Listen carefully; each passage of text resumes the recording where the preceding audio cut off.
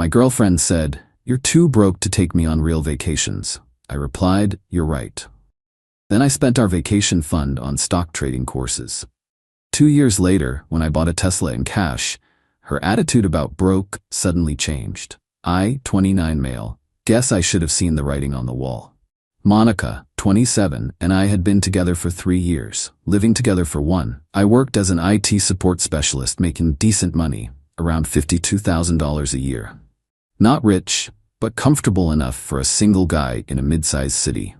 The problem started last summer. Monica's coworker Vanessa came back from a 2-week trip to Bali with her boyfriend. Suddenly, our weekend camping trips weren't enough anymore. "Look at these pictures," Monica said, shoving her phone in my face for the 100th time.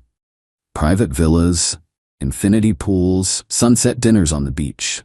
That's what real couples do, Brian." "We went to the coast last month," I reminded her. "Had a great time at that Airbnb." She rolled her eyes. "A cabin with no AC is not a vacation. It's poverty tourism." That stung. I'd saved for 3 months for that trip. The complaints escalated. Every time someone on her Instagram posted vacation photos, I'd hear about it. Greece, Dubai, Maldives. Apparently everyone was living their best life except us. "Maybe we could save up for something bigger next year," I suggested one evening. "Save up?" She laughed, but it wasn't a happy sound. "Brian, you're 29. If you have to save up for a vacation, you're doing something wrong with your life. I make decent money." "You're too broke to take me on real vacations," she interrupted. "I'm tired of pretending that camping and road trips are romantic. They're what poor people do when they can't afford actual travel." I stared at her for a long moment. "You're right." She blinked, surprised. "What?" "You're absolutely right. I am too broke for the kind of vacations you want." Victory flashed in her eyes. "So you'll figure something out? Maybe ask for a raise or get a second job?" "Something like that," I said quietly. What Monica didn't know was that I'd been putting aside $200 a month into what I called our future vacation fund. Had about $2,400 saved up, planning to surprise her with a week in Costa Rica for our anniversary. That night, I made a different choice. Update 1. The next morning, I did something Monica would have called stupid poor people stuff. I took that $2,400 and enrolled in an online trading course and market analysis program. Cost me $1,800 for the premium package. Rest went into my first trading account. Monica noticed the vacation fund was gone from our budget spreadsheet. "Where'd the vacation money go?" she demanded. "Invested it," I said. "In what?" "Crypto. Please tell me you didn't fall for some Bitcoin scam." "Education," I replied. "Learning about markets." She laughed so hard she actually snorted. "You spent our vacation money on some online course? What are you, 12? Those are all scams, Brian." "Maybe," I shrugged. "I can't believe you're this dumb," she said. "My sister's boyfriend just took her to Turks and Caicos. Meanwhile, mine is throwing money at get-rich-quick schemes." "It's not get-rich-quick, it's learning a skill. Whatever helps you sleep at night, broke boy." That became her new nickname for me. Broke boy. She'd say it jokingly in front of friends, family, everyone. "Oh, Brian can't come to the wine tasting. It's not in Broke Boy's budget." "Maybe next year we can afford it if Broke Boy's investment education pays off," accompanied by air quotes and eye rolls. I studied every night after work. Monica would be on the couch, scrolling through travel influencers, while I was at the kitchen table with charts, indicators, and risk management strategies. She'd make snide comments about me playing pretend investor, but I just kept focusing. Started paper trading first, made every mistake possible with fake money. Lost theoretical thousands before I found my rhythm. Monica had no idea I was actually getting good at this. "My mom thinks you're depressed," she announced one evening. "Sitting at that computer all night, obsessed with your little charts. It's sad." "I'm fine." She also thinks I should date someone more ambitious, like Derek. Derek was her CrossFit trainer. "Of course. Maybe you should," I said, not looking up from my screens. She huffed and went to bed angry. This was becoming our routine. Update 2. By month 6, I'd turned my initial $600 trading capital into $4,000. Not life-changing, but I was consistently profitable. More importantly, I understood the market now. Risk management, position sizing, reading sentiment, it all clicked. Monica's contempt, meanwhile, had evolved into something uglier. Stephanie's engaged, she announced, showing me the ring on Instagram. Destination wedding in Cabo. Know what her fiancé does? Real estate. Makes real money, not whatever pretend investing you're doing. I glanced at the ring. Nice. That's all? Nice? Do you even care that all my friends are getting married and traveling while I'm stuck here? You're not stuck. You can leave anytime. Oh please, where would you be without me? I basically manage your entire social life. That was rich, considering her managing consisted of declining invites because the venues weren't Instagram-worthy enough. Month 8 brought the ultimatum. Brian, I need to know where this is going, she said over dinner. I'm 27. I can't waste my prime years with someone who thinks success is making a few $100s on Robinhood. It's not Robinhood, it's... I don't care. Are you going to be a real adult and get a better job? Or are you going to keep playing day trader in your spare time? I'm happy with my job. Then I'm done waiting. Either book us a real vacation by next month, minimum 1 week, somewhere tropical, 5-star hotel, or I'm moving back to my mom's. That would be about $5,000, I said. So? Use a credit card like a normal person. Everyone has debt. I'm not going into debt for a vacation. She stood up, tears of frustration in her eyes. You're pathetic, you know that? Absolutely pathetic. I've given you 3 years of my life and you can't even give me 1 week in paradise. I'm sorry you feel that way. Sorry? She grabbed her purse. I'm staying at Vanessa's tonight. Think about what you want, Brian. Me, or your sad little fantasy of being the next Warren Buffett. After she left, I checked my portfolio. Up another $800 that day on an NVDA swing trade. Total account was now sitting at $12,000. Not Warren Buffett money, but not bad for a broke boy with a sad little fantasy. Update 3. Monica came back 2 days later with Derek. Yeah, the CrossFit trainer. They waited in the parking lot while she packed her stuff. Really? You brought him here? I asked. I needed someone with a truck, she said, not meeting my eyes. And emotional support. Emotional support, right? She paused at the door with the last box. You did this to yourself, Brian. I gave you so many chances. To do what? Spend money I don't have to impress people I don't know? To be a real man who provides. Derek's taking me to Scottsdale next weekend, just because. Good for Derek. She started to leave, then turned back. You know what the saddest part is? You actually think you're going to get rich sitting at that computer. You're going to be alone, 40 years old, still in this crappy apartment, still pretending you're some kind of trader. Maybe, I said. Guess we'll see. Derek honked the horn. Subtle? Bye, Brian. Enjoy your charts. After they left, I sat at my computer and did what I always did. Analyze the market. It was Thursday night, and I had identified a potential setup on SPY options for Friday. Risk $500 to potentially make $2,000. I took the trade. Update 4. The SPY trade worked. So did the next one, and the one after that. Not all of them. I still lost about 40% of my trades. But my wins were bigger than my losses, and that's all that matters in this game. A year after Monica left, my account hit $47,000. I kept my IT job. Why quit? It was steady income, good benefits, and gave me capital to trade with. Started maximizing my 401k too. Monica always said that was boring old people stuff. Funny thing about learning to trade, it teaches you discipline in other areas too. I stopped eating out, cut unnecessary subscriptions, bought a used bike instead of financing a car. Every dollar saved was potential trading capital. Bro, you've changed, my buddy Tony said at a barbecue. You're like focused now. Just figured some stuff out. Monica still with that gym guy? Don't know, don't care. That was mostly true. She'd blocked me on everything except LinkedIn. Probably forgot about that one. Through mutual friends, I heard Derek wasn't quite the provider she'd hoped. Apparently, taking her to Scottsdale meant staying at his buddy's apartment and splitting meals. But the real kicker came month 13. I'd been tracking this biotech company, watching it form a beautiful cup and handle pattern. Threw $10K at it with a tight stop loss. It ran 200%. In 3 days, that $10K turned into $30. My account was now over $70, more than my annual salary.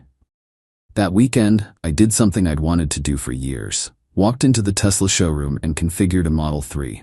Long range, white interior, the whole deal. Will you be financing? The sales guy asked. Nope, paying cash. Writing that check for $54,000 felt surreal, but I'd earned every penny of it, staring at charts while Monica called me pathetic. Update 5. 2 weeks after getting the Tesla, I was at Whole Foods when I heard it. Brian? I turned.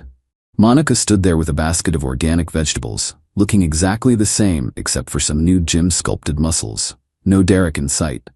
Her eyes went straight to my car keys with the Tesla logo. Hey Monica. Did you get a new car? Yeah, picked it up recently. A Tesla? Her voice pitched up. Did you get a promotion or something? Nope, same job. Then how? Remember those charts I was always staring at? Turns out they weren't so useless. She laughed nervously. Wait, you actually made money from that? Some? How much is some? Enough. She glanced at my basket. Just normal groceries, nothing fancy. Still living like I made $52 a year because lifestyle inflation is how you go broke. We should catch up sometime, she said suddenly. Get coffee? I'd love to hear about your trading thing. I'm pretty busy these days. Come on, Brian. We were together 3 years. We can be friends, right? What happened to Derek? Her face tightened. That didn't work out. He was not who I thought. Sorry to hear that. Actually, I owe you an apology, she said, stepping closer. I was harsh about the money stuff. I was just frustrated, watching everyone else living these amazing lives. And now? Now I realize there's more important things than fancy vacations. I almost laughed. Like what? Like someone stable, someone smart, someone who actually has their life together. She touched my arm. I miss us, Brian. We were good together, weren't we? We were something. I'm free Saturday night, maybe dinner. That new sushi place downtown? The one that's $200 a person? She smiled. I mean, you can afford it now, right? There it was. The moment I'd fantasized about during those long nights studying candlestick patterns. Monica wanting me back, seeing my success, realizing she'd made a mistake. I can afford it, I said, but I'm not interested. Her smile faltered. You're seeing someone? No, just not interested in going backward. Backward? Brian, I'm trying to apologize here. No, you're trying to get back with me now that I have money. There's a difference. Her face flushed red. I'm not that shallow. Monica, you literally called me broke boy for 8 months. You brought your new boyfriend to move your stuff out. You said I'd die alone at 40, still pretending to be a traitor. I was angry. People say things when they're angry. Yeah, they do. They say what they really think. She shifted tactics, eyes tearing up. I made a mistake, okay? I admit it. I should have been more supportive, but we had 3 good years, Brian. Doesn't that count for something? It counts for a lesson learned. Which is, when someone shows you who they are, believe them. I started to walk away. You're gonna regret this, she called after me. You think you're some big shot now because you have a Tesla? You're still the same boring IT guy who'd rather stare at screens than live life. I turned back. You're right. I am the same guy. That's the point. I was good enough then, and you couldn't see it. Having money didn't change who I am. It just revealed who you are. Whatever. Enjoy your lonely money, Brian. I will, actually. Update 6. That encounter was 3 months ago. Since then, some interesting things have happened. First, Monica apparently went nuclear on social media. According to Tony, who still follows her, she posted a long rant about fake nice guys who get lucky once and think they're Gordon Gekko. Didn't use my name, but everyone knew. Her mom even called me. Yeah, that was weird. Brian, honey, I heard you're doing very well for yourself. I'm doing okay, Mrs. Patterson. Monica's just devastated about how things ended. She really does care about you. I'm sure she does. Maybe you could give her another chance. She's learned her lesson. What lesson would that be? Not to judge people so quickly. With respect, Mrs. Patterson, she judged me for 3 years. That's not quickly. She was young, and you have to admit, you weren't very ambitious back then. I was learning a skill that now pays more than my job. That's literally the definition of ambitious. But you didn't tell her what you were doing. I told her every day. She called it playing pretend investor. She laughed at me. You all did. Silence. Well, I think you're being very unforgiving. Probably. Take care, Mrs. Patterson. The second interesting thing? Derek reached out on Instagram. I kid you not, this dude DM'd me asking for trading tips, said he heard I was killing it in the market and wanted to learn. Offered to train me for free in exchange. I left him on read. But the best part? Remember Vanessa, Monica's friend who went to Bali? She texted me last week. Hey Brian, random question, but Monica mentioned you're into investing now? I've got some money saved and no idea what to do with it. Would you mind chatting sometime? Happy to buy lunch. I politely declined. These people only see value in you when you have something they want. Final update. It's been 2 years since that night. Monica told me I was too broke for real vacations. My portfolio is now at $130,000. Still driving the same Tesla, still living in the same apartment, though I could afford better, still working the same IT job. Why? Because I learned something important. Money doesn't fix who you are. It just amplifies it. Monica was materialistic and shallow when I was making 52 colors. Having money wouldn't have changed that. It would have just made her a materialistic and shallow person with nicer Instagram posts. I've started dating again. Met a woman named Janet at a bookstore. She's a teacher, makes less than I did when Monica called me broke. But she's funny, kind, and when I told her I trade stocks, her response was cool. I do crossword puzzles. Everyone needs a hobby. We went camping last weekend. Stayed in a cabin with no AC. She said it was perfect. Monica, from what I hear through the grapevine, is dating some finance guy now. Good for her. Hope she gets all the infinity pools and sunset dinners she ever wanted. Me? I'm sitting here on a random Thursday night, watching futures, planning my next trade. My sad little fantasy turned into a 6-figure portfolio. My broke boy mentality taught me discipline that changed my life. Oh, and that Costa Rica trip I was planning to surprise Monica with? I ended up going alone last year. Stayed in hostels, ate at local spots, took public transportation. Cost me $800 total for 10 days. Best vacation I ever had. Not because it was cheap, but because I finally understood something. The problem was never that I was too broke for real vacations. The problem was that I was with someone who thought my worth was measured by how much I could spend on her. Turns out, the best investment I ever made wasn't learning to trade. It was letting Monica leave. She was right about one thing, though. I am still the same guy staring at screens instead of living life. Difference is, now I can afford any life I want. I just choose this one. To anyone reading this who's being called broke by someone who supposedly loves you, you're not broke. You're just with the wrong person. Your value isn't in your bank account. And sometimes the best trade you can make is cutting your losses and moving on. Trust me, the returns are worth it.